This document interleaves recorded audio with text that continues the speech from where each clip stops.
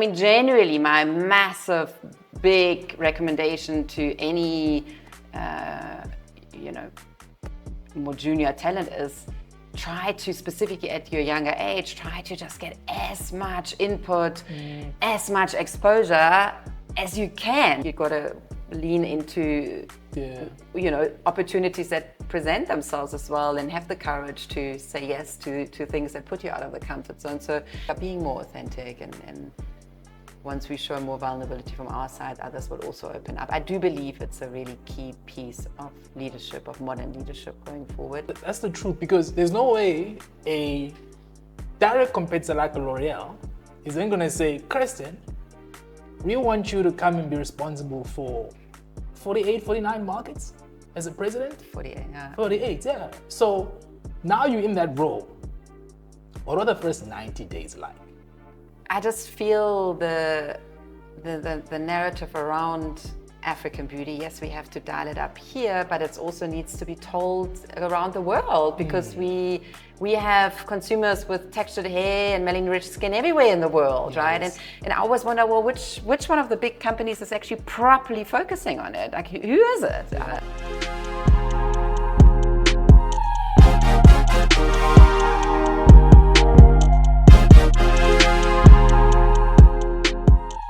Welcome, Kerstin.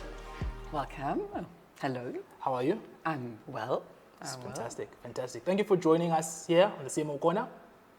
And if I was to start your story, you're currently the president of Loreal Sub Saharan Africa. That's right. But your journey doesn't start there. No. Your journey starts in Germany. For some strange reason, you fall in love with South Africa. You go back to Germany. For some strange reason, you come back to the continent again. If you were to reflect on your early days, growing up, I don't know, I've never been to Germany, but wherever you grew up, just paint this picture for me of little Kerstin growing up, your ambitions, what you wanted to do, what you wanted to be, family structure.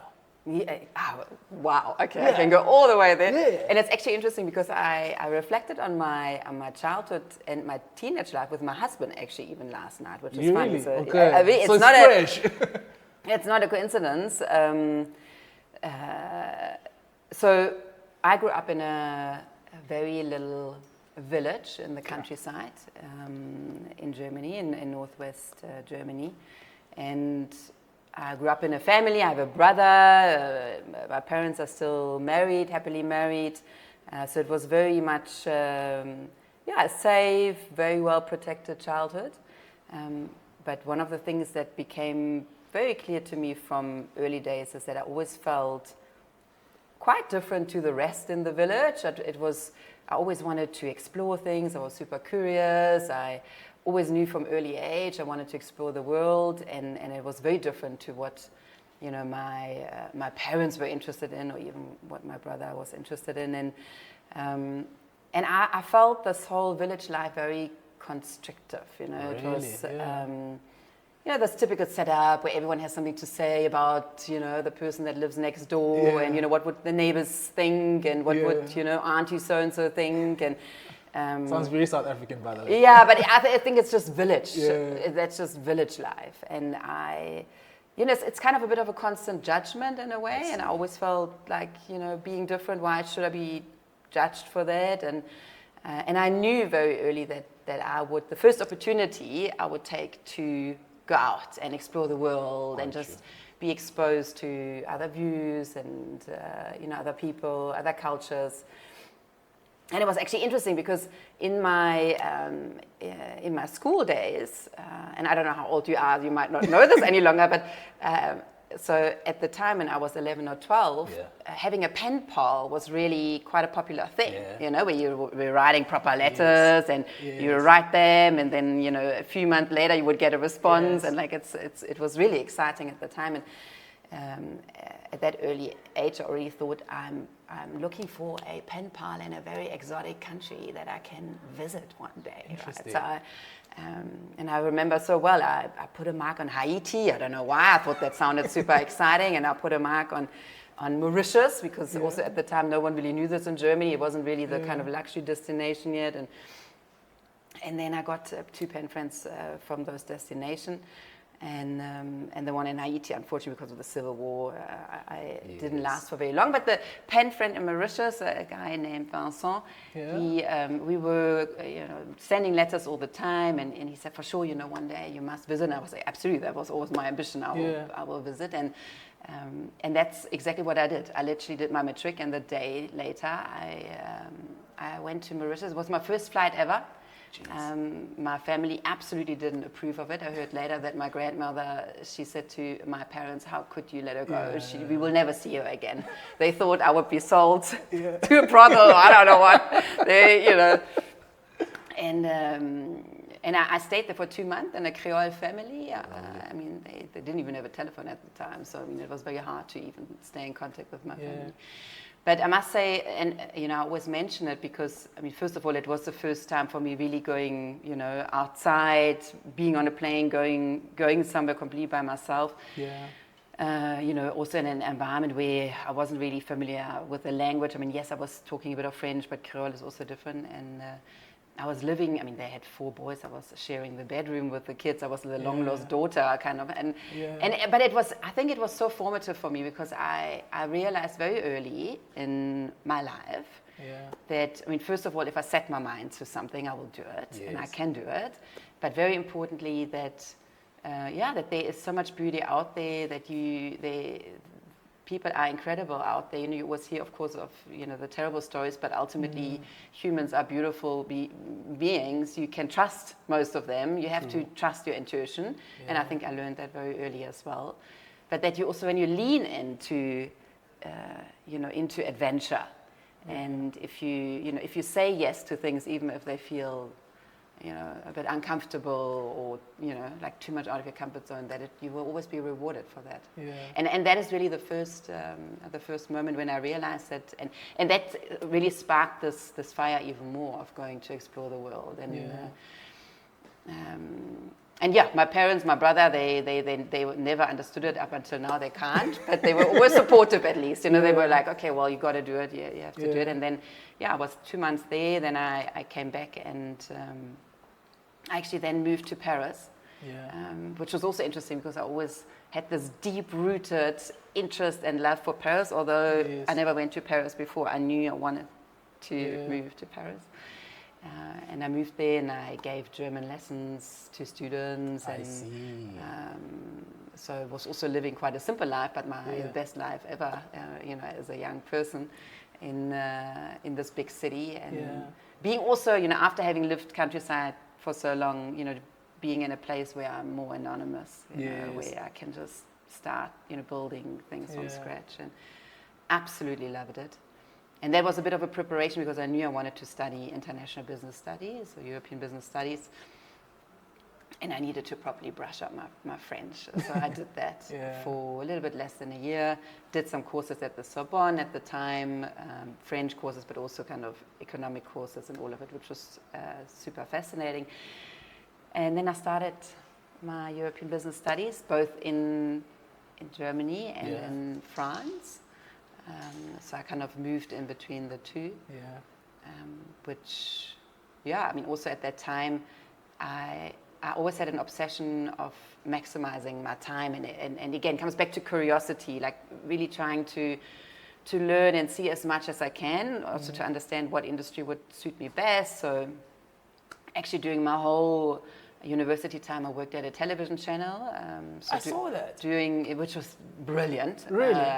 It was kind of always like the 3-4 months that we had, holidays. I would work there. But then also even during the normal university times, I was able to work for them because I did, and that was very early days. I'm talking now, 1999, 2000. I was working on their digital side, so I was it was the early days, and I was programming HTML and all of that. So I was programming for their television program, and anyway, it was fascinating. Absolutely loved it. The exposure. It was the hilarious story is so it was a TV channel for women called TM3. Doesn't exist any longer. So they had a focus specifically on programs relevant for women, And at one stage, this television channel got purchased by Rupert Murdoch, and he thought it was a super cool PR gag to purchase the Champions League rights and put it on the women's channel.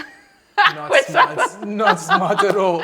But it certainly created caused quite a lot of waves. Yeah. It was actually it was interesting at the moment to do that. So, I mean, that was just absolutely hilarious. But so I worked for this TV channels throughout my whole university period, but then I also worked at an event agency to kind of experience more the agency side. Yeah. I did an internship at Danone at the time. That's our connection now. Yeah, that's our connection now. And that was in Paris.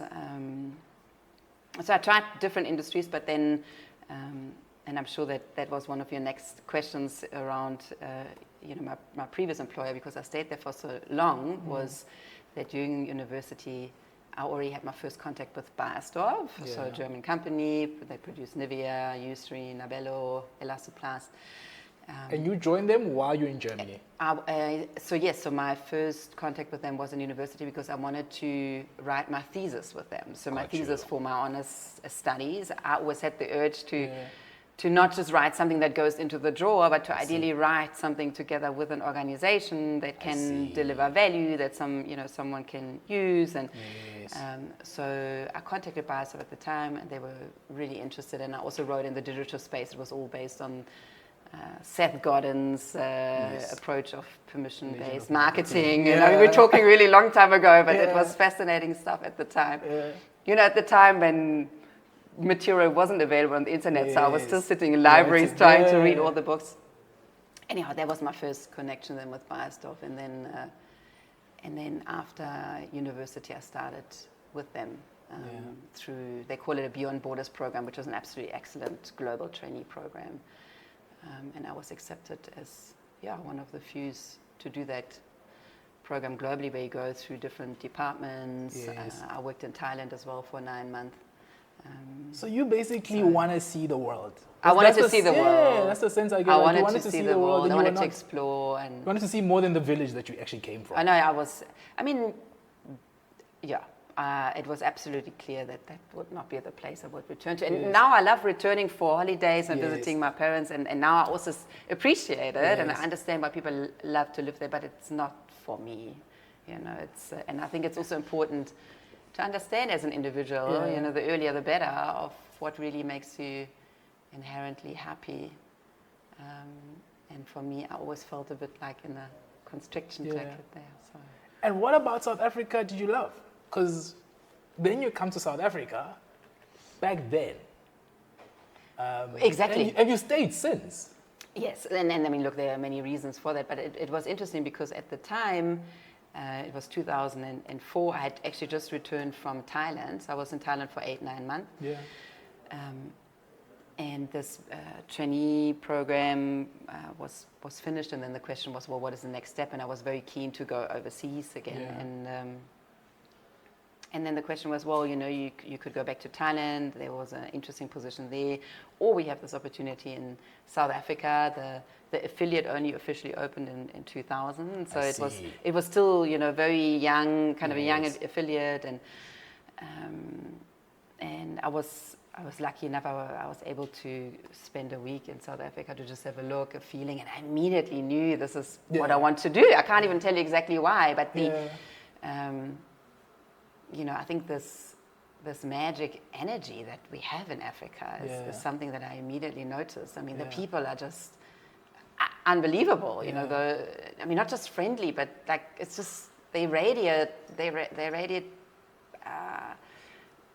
possibilities and ambition and kind of camaraderie and the spirit of community, and like that comes through so strongly.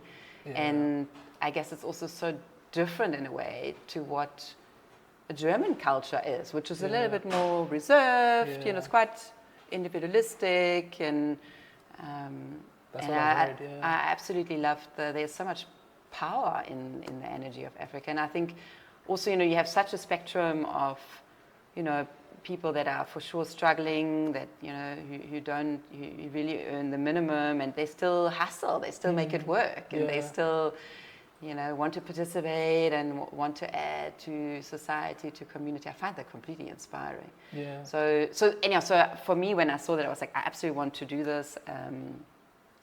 I'm keen to come. I started in March 2004. And the interesting thing is, while I said I was super keen to come, I also was quite clear with the organization that after 2 or 3 years, I wanted to return to the head office. Okay. Because I still had a flat there, and I had subletted, and I had just renovated it. So it was, for me, it was like, this is a brilliant opportunity, but please, realize, I will return. I also wanted to actually, at one stage, work in the head office for a few years. So that was my plan, but then, of course, plans never work. The plan never happened. Never works out. And then, so then the kind of the running gag is that in my 4th week in South Africa, I already met my husband, who's South African. Oh, really? So that's one of the key reasons. So, and the funny thing, Thank you, Mr. Bird. Mr. Bird, exactly. And it's so funny because I met him through his mother. People always ask, how did you meet? So they think it's like a colleague or something, but I met him through his mother. It's just funny. But, I actually, my first 4 weeks, I shared a house with her. So I was living with a when you just colleague arrived in South Africa. When I arrived, because I was looking for a flat, and I shared a flat with a colleague of mine at the time, and his mother was living downstairs, and she loves to talk, and she's like, and I felt I knew Graham, my husband, already before I even met him. I knew everything about him because she just chats about him all the time. And I don't even think she wanted to set us up at all. That wasn't her, but she just had this urge to just share everything. So it was quite funny. And then one thing led to the next, and it's hilarious. You kind of make plans, and then life happens completely differently. So. And then ultimately after, of course, after the 3 years, I had to then, call back the same HR person, say, I actually, I'd actually like to renew. Can we do another year? And then after 5 years, I had to make the call to localize. Do I want to localize or not? And my husband kind of saw all of these kind of concerns coming already, so he put kind of the ring on my finger very quickly. Smart man. Very smart man. So. And which is also so funny because in 2006 we then got married. Yeah. I wasn't even 30 by the time, and I always thought in my circle of friends, I thought I didn't even know if I wanted to ever get married, and I certainly thought I would be the last one to get married and the last one to have kids, and in the end... You were the first, I'm sure. I was one of the first. That's what usually happens. So now tell me, in you then finding the love of your life in South Africa, you navigating the workspace obviously differently as well, because from what I got earlier on, like you believe there's just better, bigger out there, and you want to explore it. You start out in marketing, but from what I see also is that you then move into sales. Yeah. What I've found though, which is interesting for me, is generally you find salespeople move into marketing. Yeah? That's what I've found. Okay. And I say this because I also believe that sales is a function of marketing and not the other way around. That's what I think. So marketing is not a function of sales. I think sales is a function of marketing. So then you find salespeople move into marketing, and then they almost go into brand management, marketing managers, but they've got experience of the trade. What it feels like to me though is you did the other way around, where you started with brand, and then you move into a sales role, and then you move back into a marketing role. Yes. What did you learn in your sales function that you think any marketing role was never going to teach you? Oh, so much. And it's interesting that you say you saw it the other way around. Like, I must say, I actually haven't really experienced too many sales individuals that said, okay, now I want to go into marketing. Yes. I actually have experienced more the other way around. Really? Okay. Well, at least kind of in the teams, organizations that I've worked with. Yeah. But not that that's not possible, but it's interesting that you say that you see it more the other way around. But look, for me, it was always very clearly part of my succession plan. I always wanted to really explore sales. Look, quite frankly, the first role that I did in South Africa was a trade marketing category management role. So there was a lot of overlap already, between marketing, between sales. You might actually know these units. So one of the first projects was to build what we called it at the time, the Nivea Blue Wall. Yes. So these are the big Nivea fixtures in the Dis-Chem. Yes. So this is the kind of and they're still there now. They're still there. It's absolutely fascinating. And the first one actually that I built at the time, which I still can't believe that we got so much space, so thank you Dis-Chem again, we had 7 meters. We had 7 meters of a Nivea wall at the time. So that was already, you know, it was kind of hybrid, and then I went into kind of more classical marketing strategy, etc. But for me, it was always clear that if I wanted to you know, progress in my career and of course also become ultimately general manager, etc., that I need to understand both sides, because I find as a really good marketeer, and I think that's also often kind of the definition, what do you know, how do you define a marketeer? To me, that's the integral part of business, right? Strategy starts, etc. You have to understand your retail ecosystem well as well, right? Because in the end, it's always this typical clash between the marketing or brand teams and the sales teams where they don't feel understood either side. You know, the brand teams are selling the dream to the sales team. They say, well, you don't understand my customer. You know, where's the value proposition for the category? How are you going to grow my category? You know, what are the arguments? It's always the same, right? Today, it's still the same discussion. It's the same, and it's so true, right? Because ultimately, yeah, for sure, why should a retailer really care about how you are growing your market share? They don't care about that. They're just caring about maximizing the value in their category, right? So maximizing their margin, etc. So to me, I still strongly believe nowadays it's the same thing. Ultimately, if you want to be a very well-rounded marketeer, strategist, etc., you should spend time in the commercial field. I mean, at the time it was different for me. It was classical retail, etc. But nowadays, commercial, of course, is digital and all of that, right? So e-commerce, etc. So, I mean, generally, my massive big recommendation to any, you know, more junior talent is try to, specifically at your younger age, try to just get as much input, as much exposure as you can, because I can see this obsession with young talents nowadays of just trying to climb up the ladder, and I need the title, the next title, I need, you know, more money or whatever it is.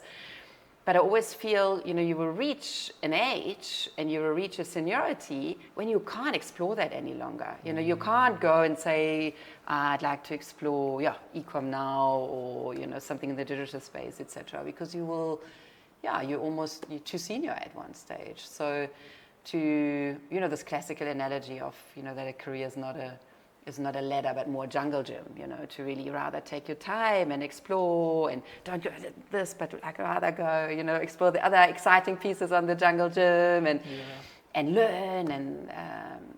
And I always applied that to me. I was always super ambitious. So, I mean, I think my bosses at the time also had to rein me in, but I was for sure always extremely curious to see what else I can learn. And still, I mean, the learnings I had at the time, heavy negotiations with retail partners in South Africa, etc. I mean, they really left a mark. ShopRite. I didn't want to say it, but thank you for saying it.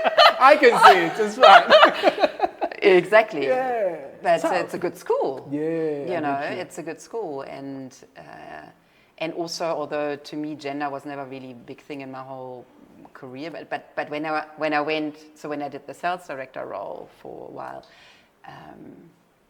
in a South African environment, which was still at the time very dominated by men. I mean, it's changing, fortunately, or it has changed. Do you think it has? Yeah, I think so. It's not where it has to be, for sure. And some retailers, absolutely not. But for sure it has evolved. Okay, there's been a shift. I mean, I can see this as well in commercial teams in, you know, various companies, that you see many more women, much more diversity generally. So not where we want to be, but at least there's been a shift. Okay. But at the time when I was operating in that commercial space, it was still quite male dominated. And you just have to take it with humor. And again, there's so many learnings in it. You know, it's so it was a brilliant school for me. But it was always clear that I would go back to marketing. I knew Yes. I would take over the marketing director role at the time. So that's always the foresight that you had. It was the foresight, and it was almost a bit of a preparation for it as well. Again, to be more well-rounded. But I knew that that was ultimately the goal, to become the marketing director for Southern Africa across all the different brands. That's interesting for me, because what it feels like as I talk to you is someone that has been so clear Yes. about what they That's want true. to. Yes. But how? Like, how is that even possible? Because you could argue, some people have this sense of, I'm confused, I'm in a different space in my career, I'm not sure if I'm making the right move. And it's fascinating, because I actually often reflect on this as well, because I always had this enormous clarity of what I wanted to do, but almost more guardrails. But at the same time, and I strongly believe in that, I also knew I had to go also with the flow of things. Because this is something I did learn as well early in my career. You know, when you try to push too hard for things, it doesn't necessarily work out. So I think it's always a combination of, you know, knowing ultimately, you know, what's the North Star, what gets you really excited, what do you want to do. And for me, it was always most important that I felt constantly challenged, and that I felt like I was learning and I was contributing, and that I could make a difference to the people around me. And so having that, and knowing I'm on the right track, knowing where I want to go, but then still having flexibility within that, ultimately got me to where I am. I always felt, I mean, there's really nothing I regret. I feel that ultimately it worked out exactly how I envisioned it. Well, of course. But always but you got to be flexible, and there will always be setbacks and all of it. But also you got to just accept that that's part of the journey. But not to be. I think it's a key thing for specifically young talents to learn, not to be too. I had clarity, but I also wasn't too. Well, I might have been like that at the beginning of my career too, like, but that went out of. That had to go out of the window. And I love that. And because of your dual experience from sales to marketing, back to marketing, and almost now as a generalist, as the president of this big organization, before we get into your current role right now, I'm interested to understand, coming from a different country, coming to a country where majority are black people, and you're building brands as a non-black person for black people, or a country where majority is black people. Did you find any tensions in you trying to learn and like create? It's such an interesting question. I so often have kind of discussed this and debated it with others. And I almost want to say that it was perhaps also an advantage in a way. I think so. Coming from... Look, first of all, it also didn't come with the baggage, right?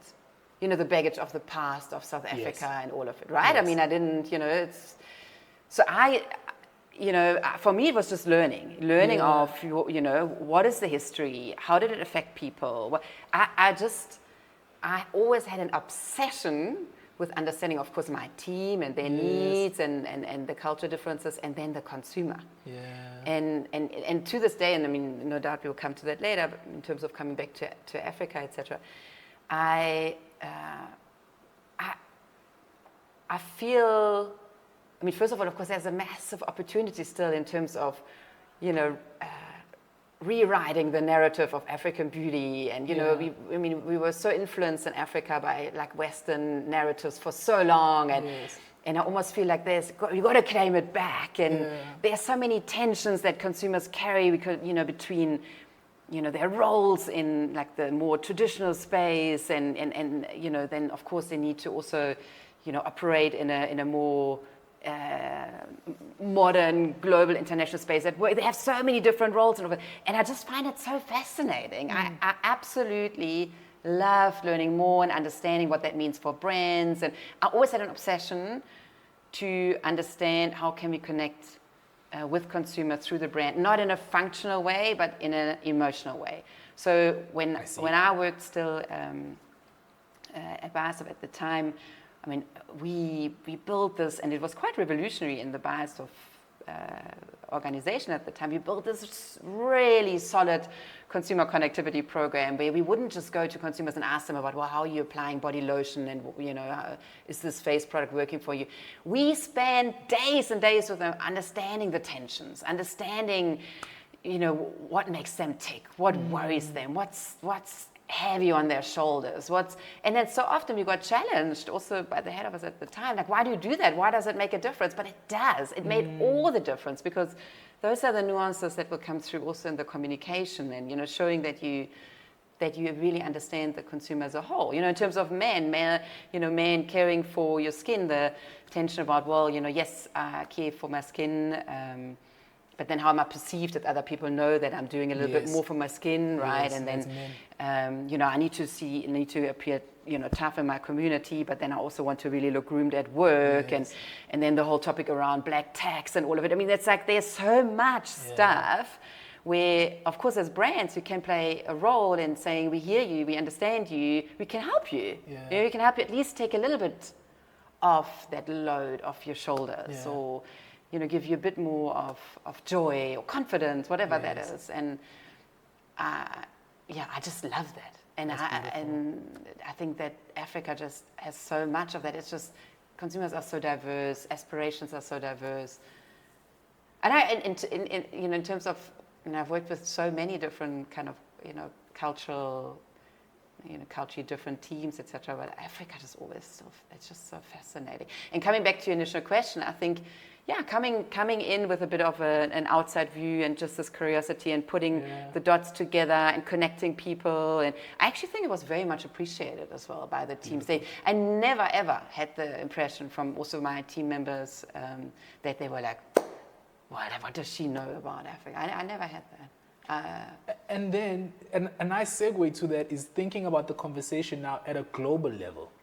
I'm interested to know, what's the conversation at a global level about Africa? Because from what I understand as well, you went back to Germany. I think it was a global vice president role. Yes.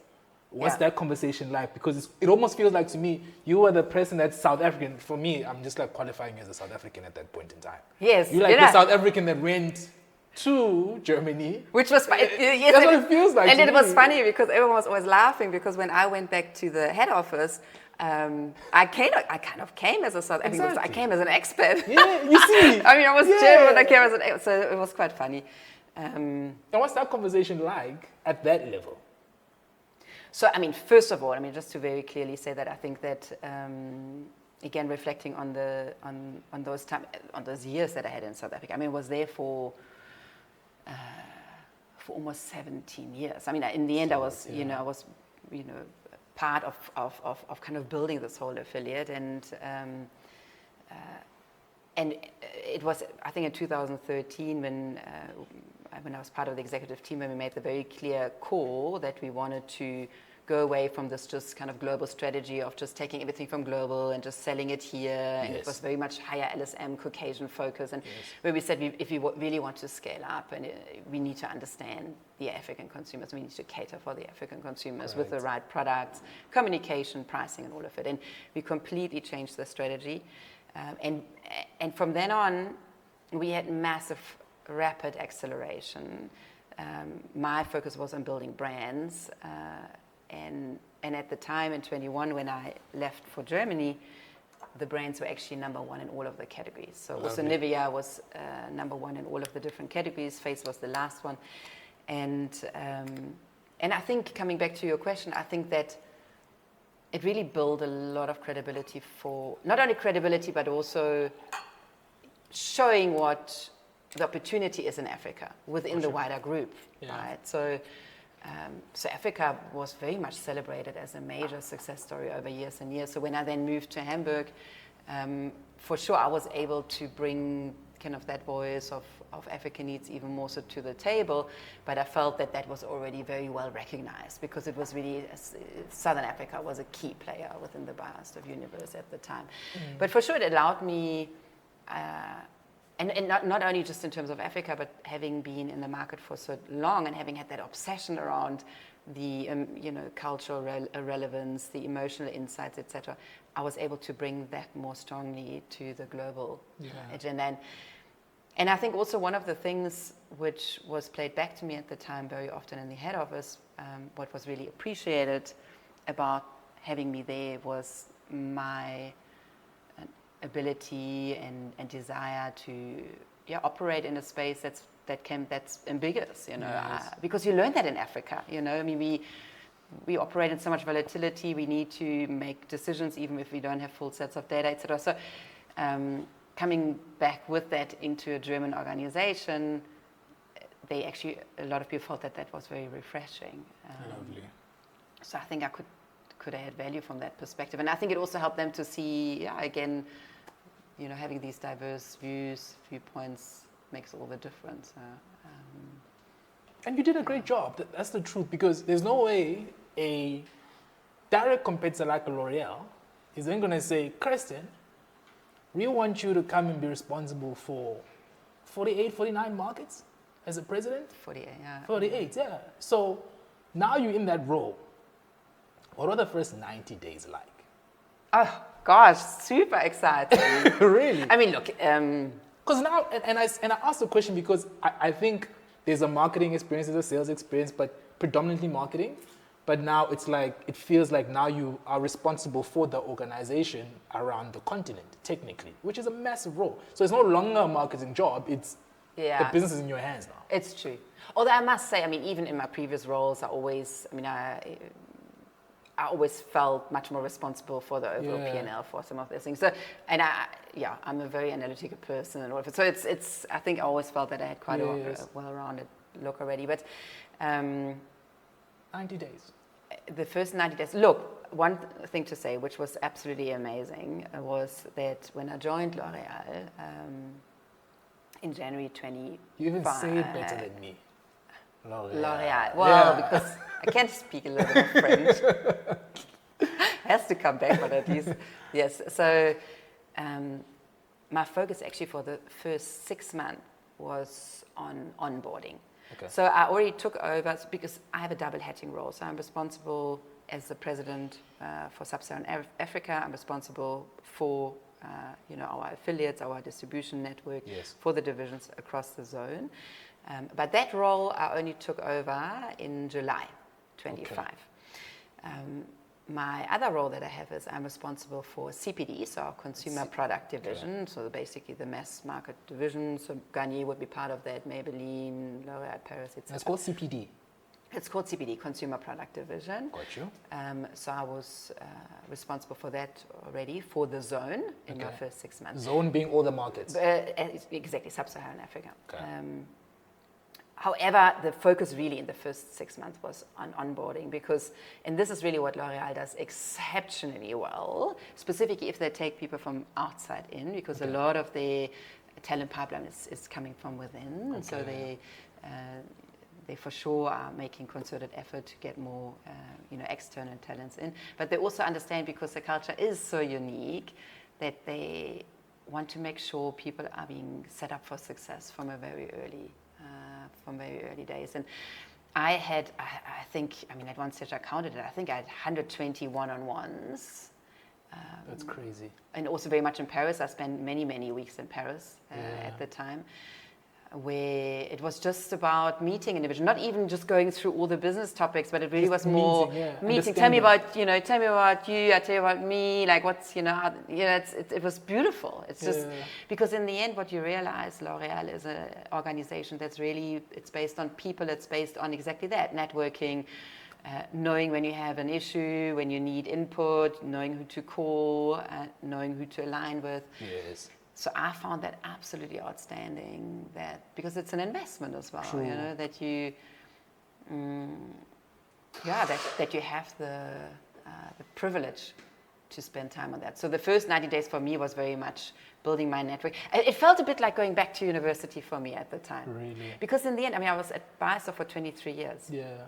And for sure, making the call to make the move was very hard for me, because that's what you know. It's what I know, but also what I loved. And the Biosov is an amazing organization as well. And but again, coming back to what I said earlier as well, my personality is also, in the end, you've got to lean into opportunities that present themselves as well, and have the courage to say yes to things that put you out of the comfort zone. But for sure it was a new start. Yeah. And that's what I'm saying. It felt a bit like university. when you rock up, you don't know anyone. You're learning new things, and for sure, in terms of how the organization is set up, how people work together, it's a strong matrix setup. It's very different. So I felt really like learning everything from scratch. And I found it super. It's like intellectually stimulating. I loved it. Meeting all the people and listening to all the stories, seeing the opportunities, and it was massively stimulating. And it was a very kind of encouraging experience as well, because you can see. I mean, ultimately we can achieve anything. Ultimately, we just have the right attitude, put our minds to it, and be humble as well to learn and. You got to almost erase what you've learned before, and have the humility to relearn, and so that was beautiful. And then when I took over the role, also coming back, because that's of course what you were kind of angling for, when I took over the role in July for the president role, by that time I felt well equipped already. I mean, I had the time, of course, with the previous president who did a great job in kind of bringing me into the key topics, and ultimately, it's always, if you have a really great team around you, which I have, you have a team of excellent leaders. They are experts in their fields. Like you can trust them as well that they do the right thing. And one of the principles within L'Oreal is always this kind of freedom within a frame, which I absolutely love, where you kind of say, well, this is the framework, this is our North Star, this is where we want to get to, these are the guardrails, in terms of margins, strategic priorities, etc. And then people have the freedom to work within that. And for sure, one of the key things that I did together with my team at the time, my Sub Saharan African ManCom team, is to say, well, what is this frame looking like for the next 3 years? What is our North Star? What are the key priorities, etc. So that I also felt that they're completely on board, that it's something that we create together.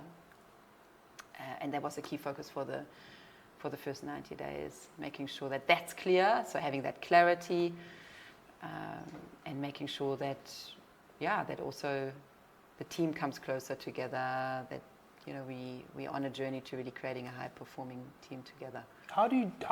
What's your best way when you evaluate your experience, your time? Because sometimes it's not as easier said, or easier done than said, right? Normally it's like, just give the team clarity and then we create a high-performing team. It's not always as simple. No, it's never easy. I know in specific also, of course, working with people, it's never easy. And they will always be, generally the principle is always, when you come in and you have new views, new ways of doing things, you will most likely have 20% that don't necessarily agree, right?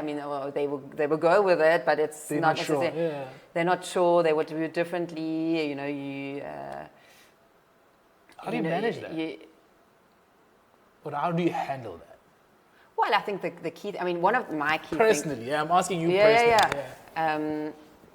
Sometimes you don't actually even know that fully, because it's always the question, how open are people about it? But my key approach, what I always really try to encourage, is to get to a space, and it, of course, always starts with trust, but to get to a space where you have this kind of psychological safety, whatever you want to call it, sounds so cliched, but it's a real thing.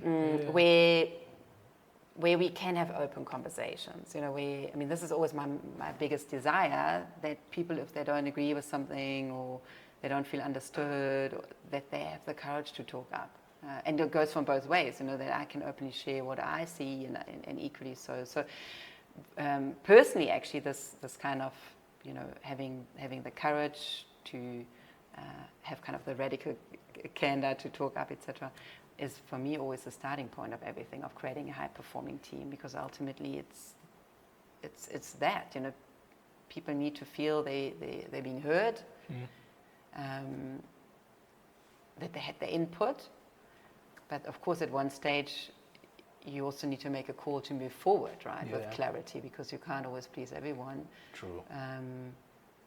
But the conversations, I think, in the backgrounds are really critical to make sure that people are fully on board ultimately. Yeah. And it comes back to maturity as well, right? True. Because ultimately, if you're a senior leader, you feel you've made your concerns heard, and then if you say, okay, we are as a Mancom team a line of one, now we go out there and now this is the clarity we give back to the organization.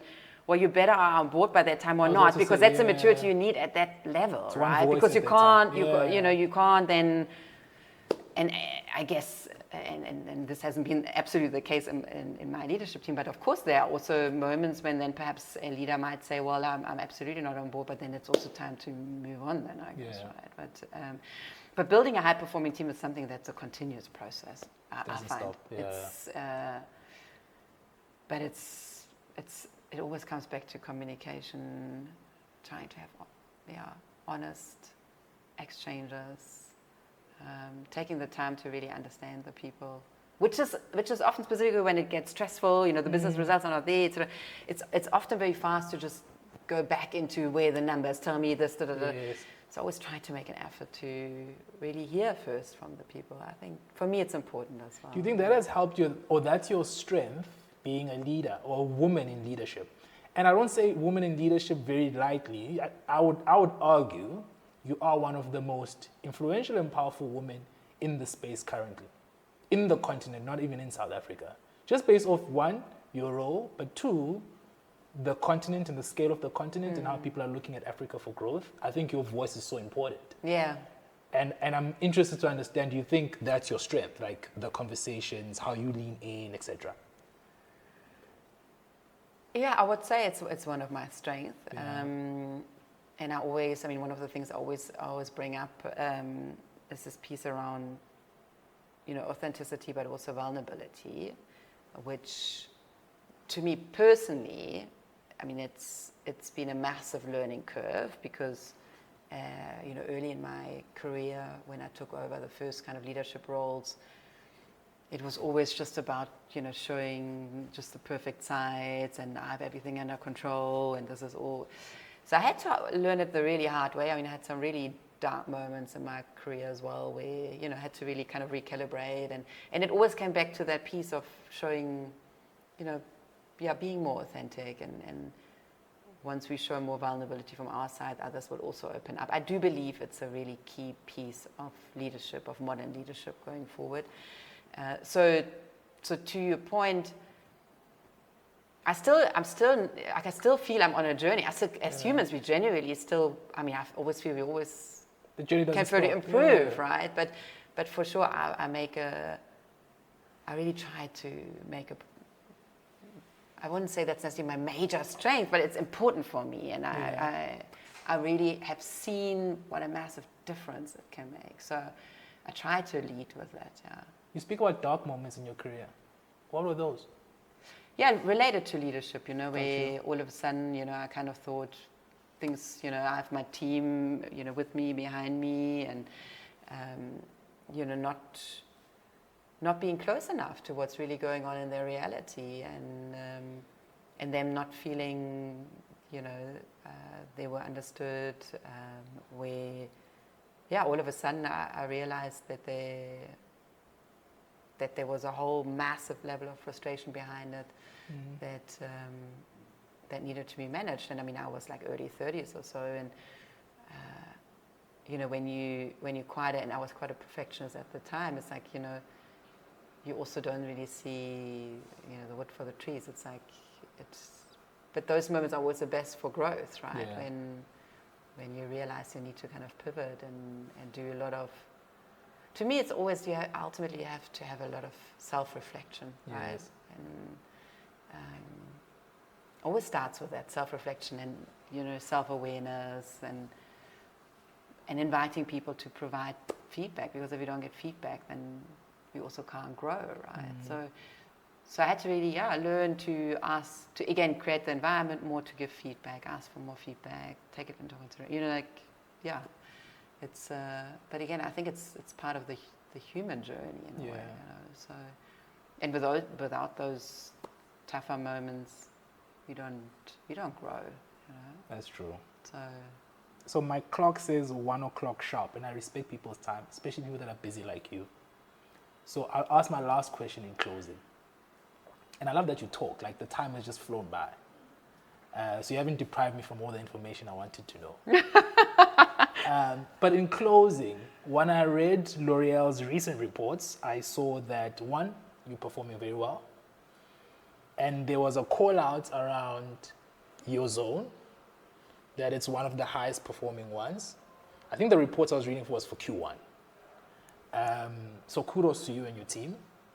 What do you think has anchored you guys performing so well? I know you've got an R&I lab or hub. You've got amazing things that are happening. But I'm interested to understand, from your perspective, when you reflect with your team and your exco, what do you think are some of those key things that just have brought you to this point? it's a combination of things. I mean, first of all, I think it always starts with the people. Yeah. And if you go out there and will talk to people, no matter if an R&I or the different divisions in South Africa or in Kenya, wherever, the passion of the people for what they do and for Africa and for the growth, because they can see the opportunities. You know, while we're performing very well, the opportunities are still massive for us. So I think it ultimately starts always with the talents, right, that we have, and that they're so proud of what they do and proud of working for L'Oreal and the brand. So I think that's the starting point. If you don't have that, that would already be a challenge, right? Yeah. So that's the one thing. I think the other piece is very much the clarity of the strategy so far. So which has already, of course, been there before I even joined. You know, in terms of there's so much we could do. I mean, L'Oreal has so many different brands, right? I mean, we operate with this massive complexity. So you got to really have clear strategic priorities, know, you know, what are the brands that we believe will make a real difference in the life of African consumers. And what we do necessarily in South Africa is not the same in South Africa and some of the other countries. So I think that strategic clarity is really important, and the consistency as well, not to constantly change, you know, not to, okay, you jump from this thing to the next. So I think that's a real big contributing factor. And then exactly as you say, and I'm so proud to say this, and this was also, you know, one of the key things that made me excited when I thought, okay, well, you know, should I join this organization in Africa, is that we have a local R&I hub, right? We have right here on the premise, we have a research and innovation team, and it's a big team, right? And ultimately we are the only global manufacturer that has an R&I lab right here. And we focus specifically on the science around, you know, high textures, high coil hair, and of course melanin-rich skin, scalp care, etc. So all of the things, and this is also, again, coming back to why I'm so passionate about Africa, I just feel the narrative around African beauty, yes, we have to dial it up here, but it also needs to be told around the world, because we have consumers with textured hair and melanin-rich skin everywhere in the world, right? And I always wonder, well, which one of the big companies is actually properly focusing on it? Like, who is it? And to be here with this team who have the ambition to not only do things for SSA, but ultimately to inspire the world on, you know, these technologies, is absolutely inspiring, and for sure is part of the success we've seen already, because we're much more agile having this R&I center here in terms of claims, in terms of innovation, you know, adjusting textures, etc. So it's a real competitive advantage, and it makes me so excited, passionate, and really proud that we have that, because that's for me also giving back, right? We got to show the world what Africa can do and what it's all about, right? There's so much in us, so I'm very excited about that. So. Oh, well done. Yeah. My South African sister, Kerstin. Yeah, exactly. Thank you for your time. This has been fun. Yes. I hope you had fun. Yes. And all the best, man, into the future. You. Oh, thank you very much. Super. It's a wrap.